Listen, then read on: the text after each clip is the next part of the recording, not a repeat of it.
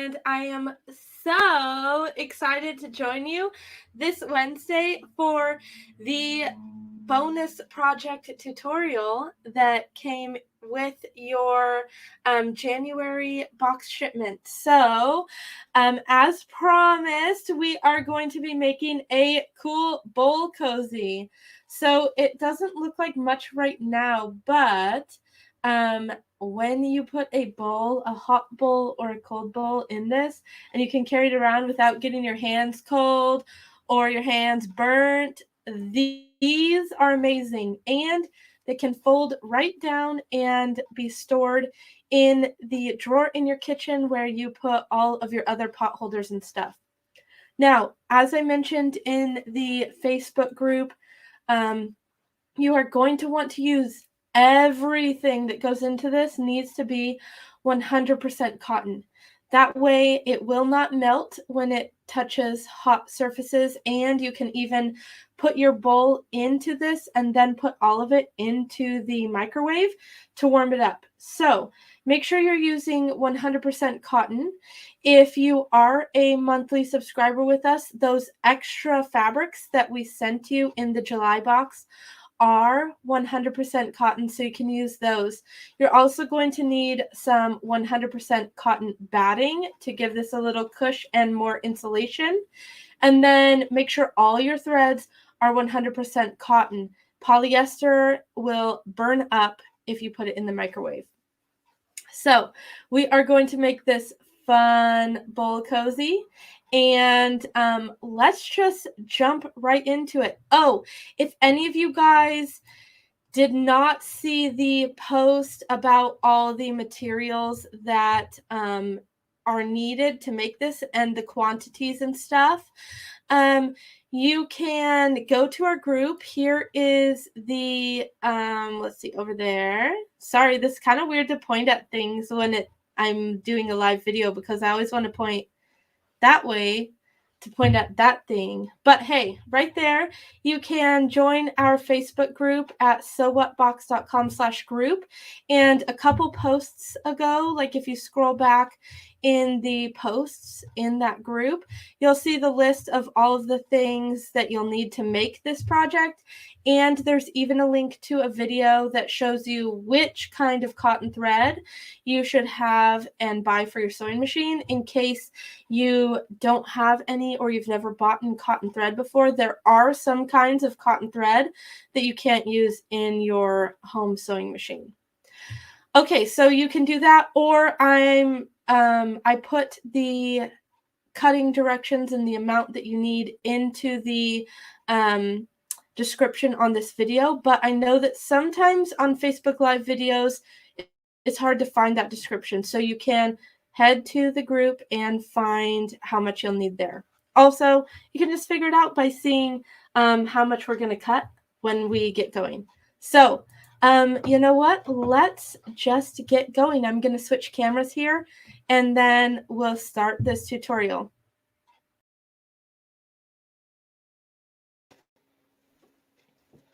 You're going to need to make sure that all of the materials that we are using are cotton, especially your thread.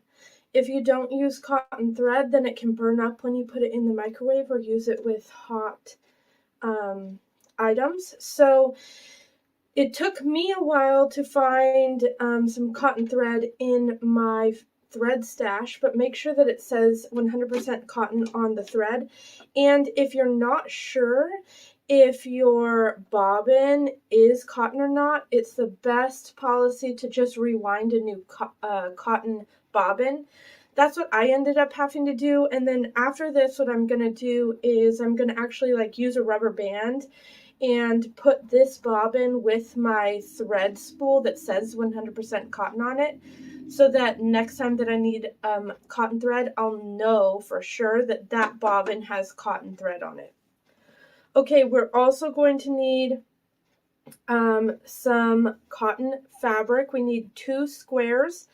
These should be 10.5 inches square. And then we need 1 square of cotton batting that is 10 inches square. you can see that I don't have one piece here. Since this is a scrap buster project, I went ahead and used some of my smaller pieces. What I'm going to do is butt these up together, and together they make a 10-inch square. Now this will work fine because we're going to sew it all together. If you want to do something like this and don't want to work with two pieces during the actual project, what you can do is butt these up close together and run a zigzag stitch down the center.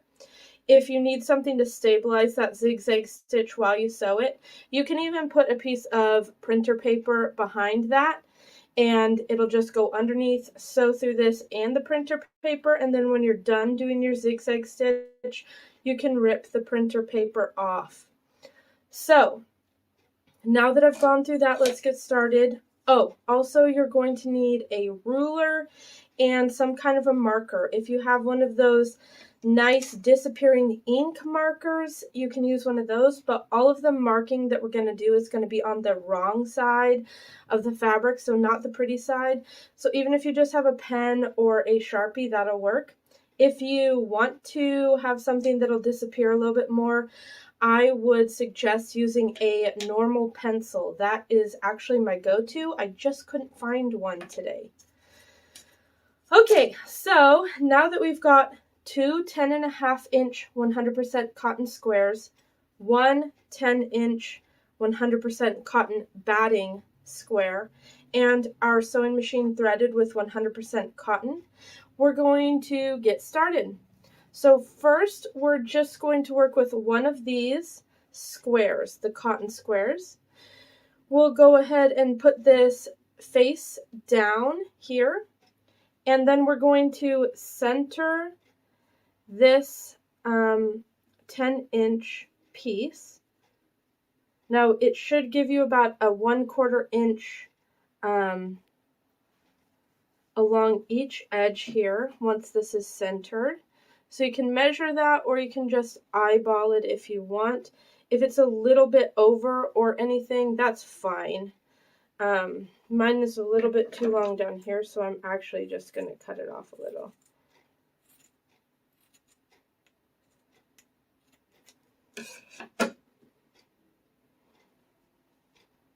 Okay, there we go. I'm happy with that. Now, what you can do is take some pins or safety pins and just kind of pin this in place along these diagonals, because what we're going to do is we're going to go ahead and sew directly from one to the other. If you don't want to pin this, if you have one big giant piece, you could probably just kind of hold it and go for it. It doesn't have to be perfect, but I'm going to just put some pins in here, especially since I have two pieces that I need to hold in place until I get my lines sewn.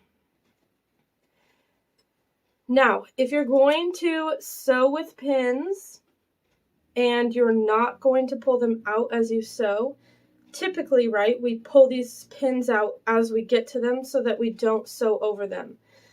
If you're in a situation like this where you feel like you need to keep the security of the pins as you continue to sew, you can do that. Just make sure you go really slow over the pins, because you don't want your sewing machine needle to hit that just right and break. So if you go really slow, it should just skip right over that. Also, make sure that the bobbles on these pins don't go under your presser foot, because then it'll get stuck in your machine. So, best case, take pins out. If you want to leave pins in, you can. Just go really slow and don't go over any of these bobbles. All right, so just to remind you guys, we're going to sew directly across here like a big giant X. If you want and you're not very good at sewing straight, we can just use our little ruler here and do like a dot, dot, dot, dot, dot, dot, dot, dot, dot, dot, dot, dot, dot. And then this way as well.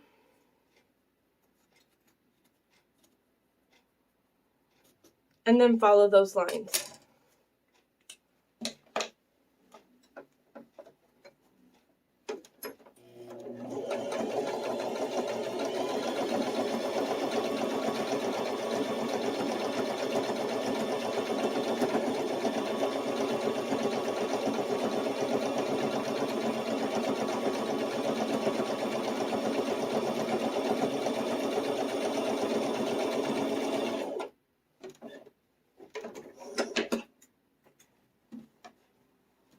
I'm going to make sure that I trim all my thread tails as far down as I can as I go. Otherwise, they're just going to turn into a tangled mess as I keep going on this project.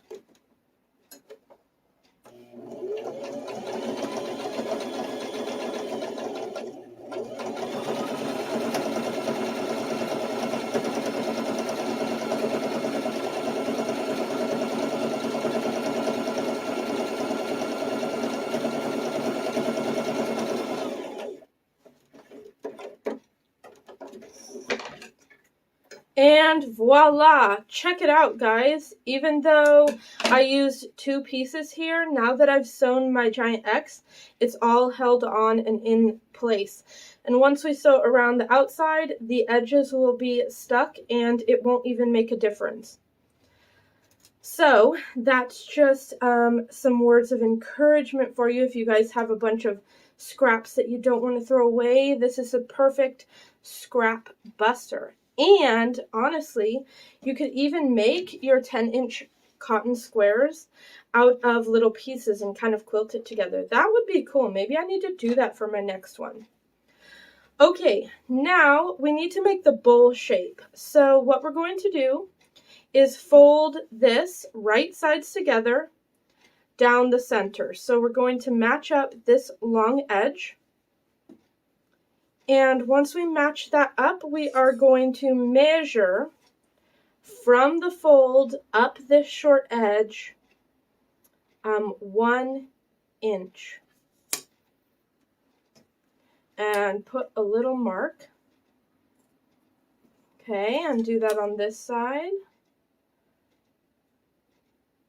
Okay, now we're going to measure from this short edge along the fold 1.5 inches and put a little dot.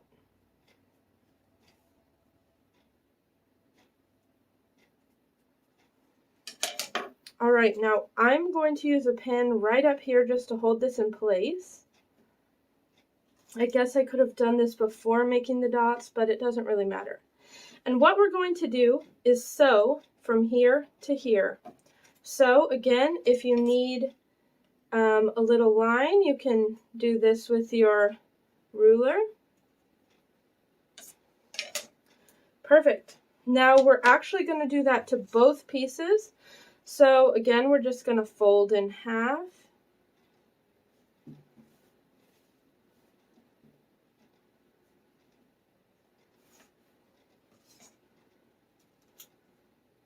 I'm going to pin this first this time. Make sure you're pinning up high enough so you're on the top side of this little triangle we're making. We're going to go 1 inch up, remember, and then 1.5 inches in.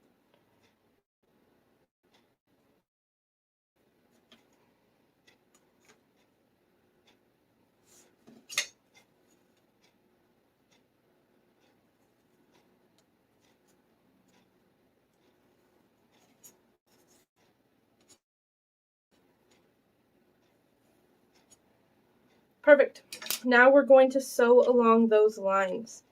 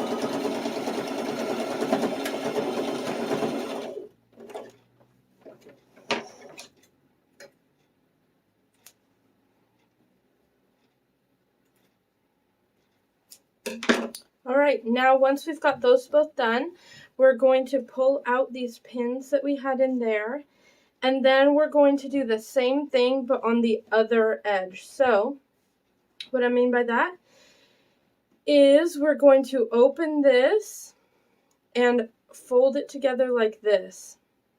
So this is going to be a little bit weirder because it's not going to be flat, but we need to match these top edges.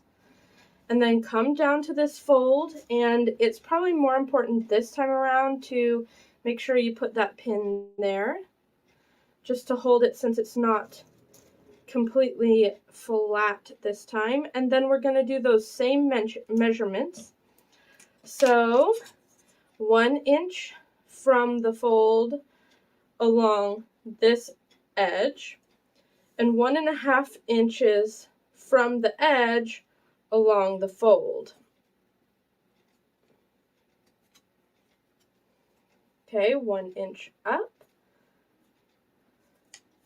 1.5 away from there. Perfect. And then you guessed it, we're going to do the same thing with this one.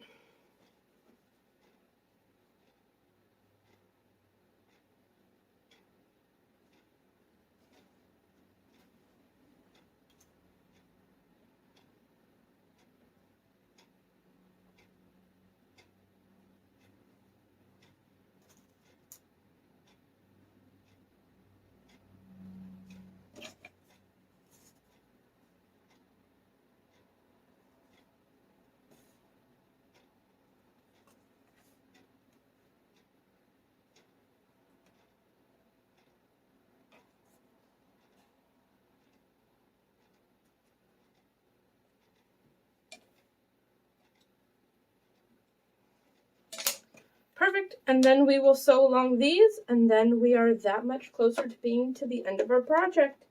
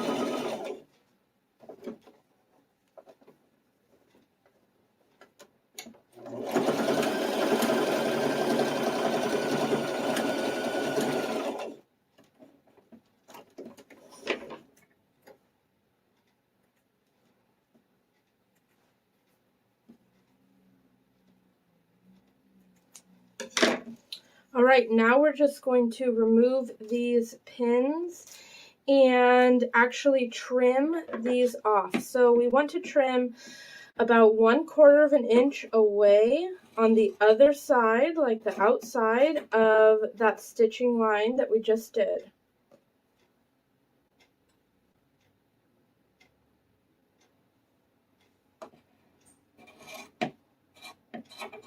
And remember, we need to do that for all 4 on each piece.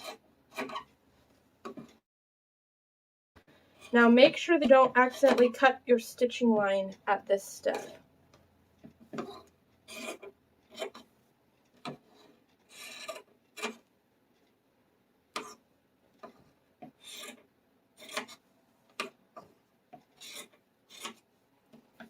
Perfect.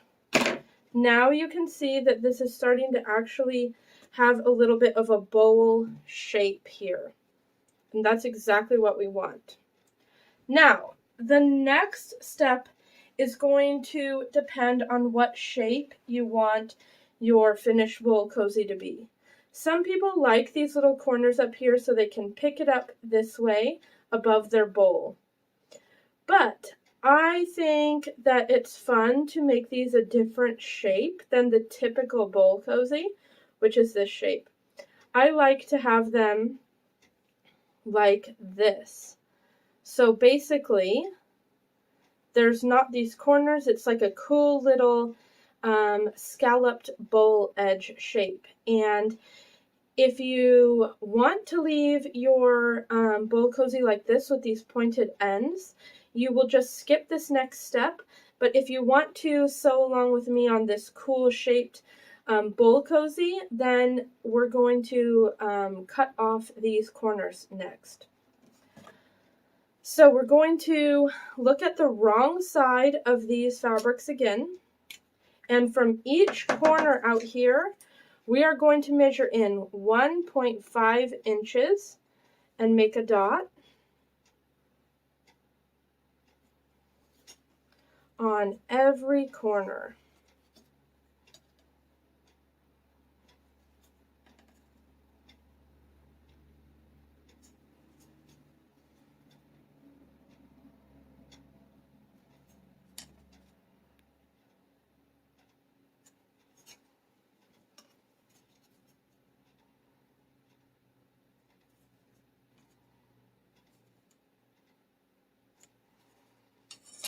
All right, now that we have all those done, we're just going to cut straight across from mark to mark.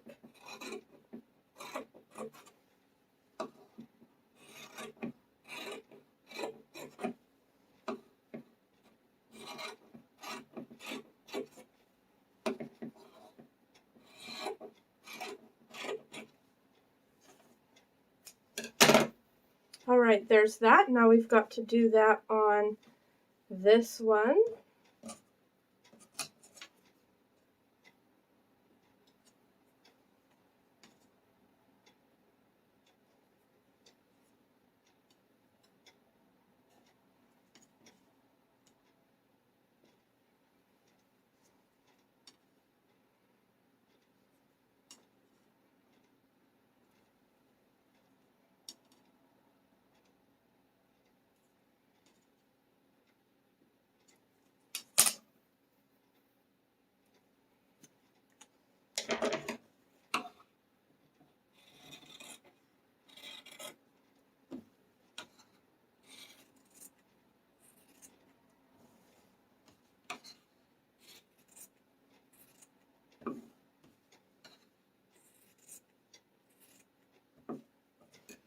All right, now that that is done, we are ready for our second to last step. What we're going to do is turn this bowl so that it is right side out and place it inside this one. And we're going to match up all this edge all the way around. We want to match up these corners in the top and the darts that we sewed in these valleys here.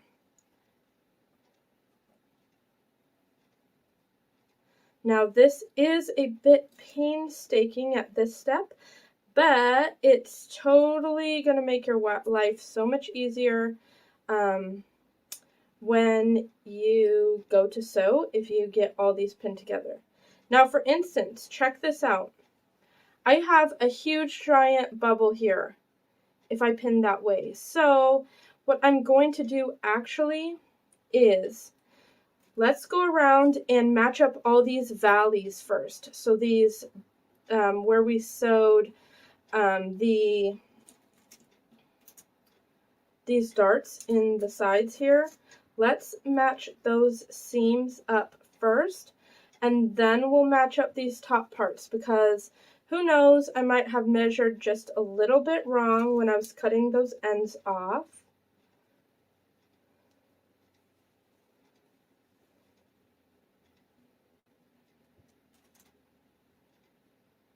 Okay, I think that's the last one. Yes, so now all of those are measured. So now what I'm going to do is pull these tight between these two pins here, and then wherever this lies, I'm just going to pin it. See, I do have a little bit too long on this inside piece, but when we sew, we will make sure to follow this outside piece so that everything ends up even. So when we sew, we'll put the seam allowance inside the inside piece just to make sure. Now let's check this one. That one's pretty much right on, so I must have just measured weird on that first one that I did. But let's see how the rest go. That one's pretty close, but not as bad as the first one, but not as good as the second one. But the good thing is with sewing, if our cutting is a little bit messed up, we can fix it when we actually sew. Okay, now this one's a little funny too, but it looks like it's all gonna work out. All right, so if your insides and outsides were a little bit mismeasured like mine, you're gonna wanna find whichever one was the closest. So I'm gonna go here. And I'm not going to sew for these two edges. We want to leave those open. So in order for me to remember, I'm going to put in some backwards pins here so that when I get to them, I'll remember, hey, I was supposed to stop sewing. Now I'm going to start sewing here and go all the way around.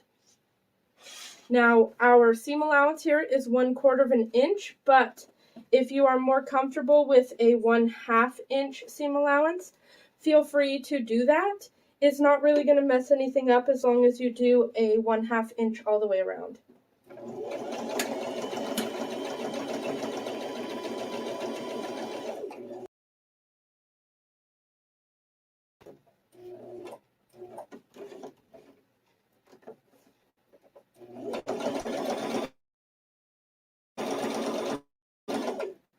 Now look at that. It's a good thing that I had a backwards pin here because I almost forgot that I was supposed to stop.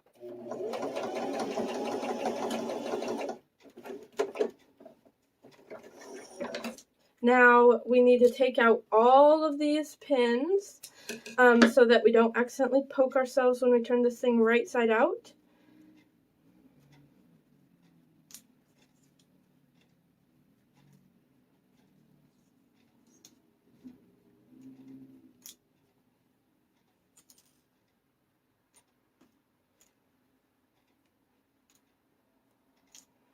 All right, now we are going to reach into this hole here and turn this right side out. But first, we're going to trim off any of these excess, like the ones that I accidentally didn't cut quite enough down.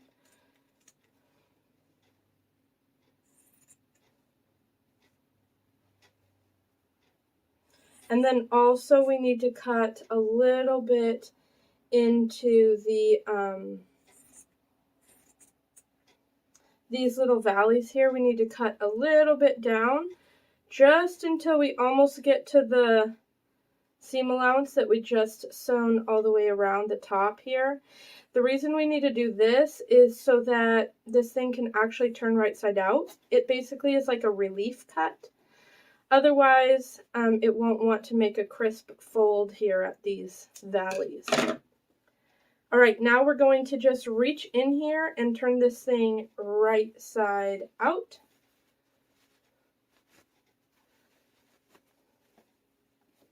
And then we need to go around and poke out all these corners.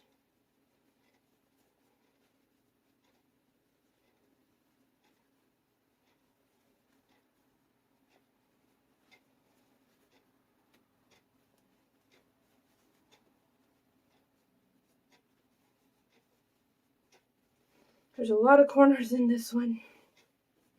All right, now we can push that into itself just like it was when we sewed. And yes, we still have this giant hole here, but we're going to fix that in a second. We are going to use our iron. So get your iron set to a cotton setting, which is usually the hottest setting that your iron has. And we're going to press this all the way around from one edge of the hole to the other. Make sure that you get these pulled out nice and flat so that your stitching is right here on the edge and everything's pulled out nice and crisp and flat. And then we're just going to go around here like so.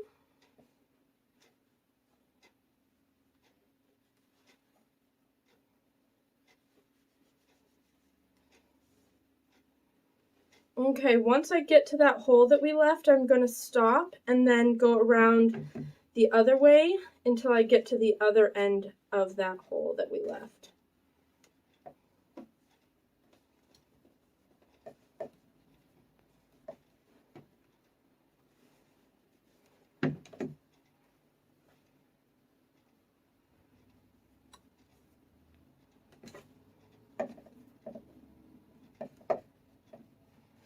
All right, now what we're going to do here is we are just going to turn under about 1/4 or 1/2 of an inch on these raw edges to fold them into themselves and together like so. Now I'm going to do one edge of this hole at a time. Remember, there's 2 ends on it. So I'm going to get this ironed down really crisp here. See what I'm talking about? Now we've got these folded into themselves, and both these folds will line up on the top. I'm actually going to put a pin into this one just to keep it all together. Make sure your pin isn't too close to this open part that we haven't done yet, because we're going to need to fold this in as well. So basically this is just the same thing. Fold it into itself here and match it up and then iron. Now this is a little bit fiddly, but you can do one edge at a time if you need. I'm actually going to do that on this one. I'm doing the bottom edge. And then once that's folded and crisp, I'm going to actually make sure that I fold this outside edge to meet it. There we go. Now I'm going to iron this and then pin it. The iron just helps keep everything nice and flat, and then the pin just keeps those 2 layers together instead of overlapping. All right, now we have one more step. The only thing left that we have to do is top stitch around this entire top edge. Now that's going to do 2 things for us. Number 1, it's going to help keep this inside piece inside the outside instead of coming out like this. It's going to be inside of itself. The other thing is it's going to close up this hole without us having to do any hand stitching.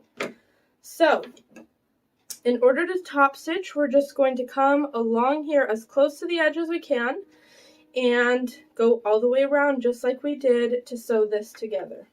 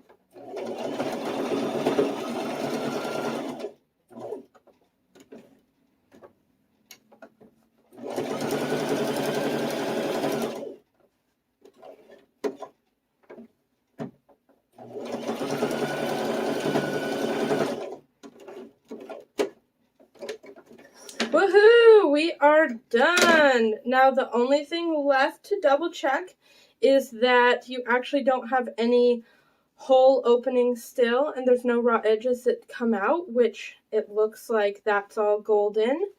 And so now you can use your awesome bowl cozy. And just as a pro tip, these work in the microwave and for hot soup.